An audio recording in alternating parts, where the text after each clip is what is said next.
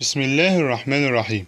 سوف نتحدث عن عبد الرحمن الداخل، وقبل الحديث عنه لابد من عرض العناصر التي سوف نتحدث عنها، وهي صقر قريش في أرض المغرب في اتجاه أفريقيا، الأندلس، العبور، الأمير الطريد، أمير قرطبة. صقر قريش.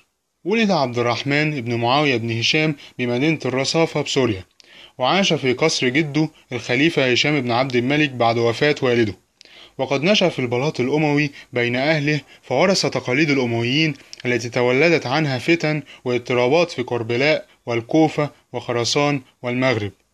وبعد وفاة هشام بن عبد الملك عام 743 ميلاديا تولى الوليد بن يزيد من بعده، ثم مروان بن محمد. شهدت الدول الأموية ضعفا إلى أن أعلن بنو هاشم الثورة على الأمويين، ووقعت بينهم معركة عند نهر الزاب في العراق. هزم الأمويين فيها، وفتك الهاشميون بعيان الأمويين وطردوا من بقى منهم حتى أقصى بلاد الشام، ولم يجد عبد الرحمن أمامه غير الفرار.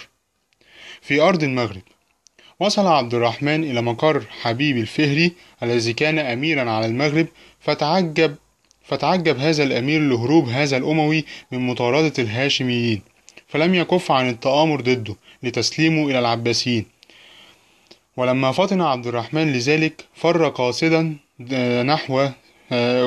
قاصدا ضواحي سبتة، حيث يقيم بعض أهله في اتجاه أفريقيا. هام على وجهه هاربا نحو فلسطين، ثم بعدها نحو أفريقيا، حيث كان النفوذ العباسي الضئيل هناك. وقد أرسل العباسيون من يبحث عنه للقبض عليه مقابل مكافأة مالية. الأندلس.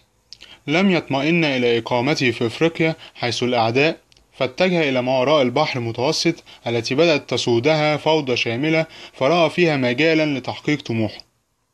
العبور.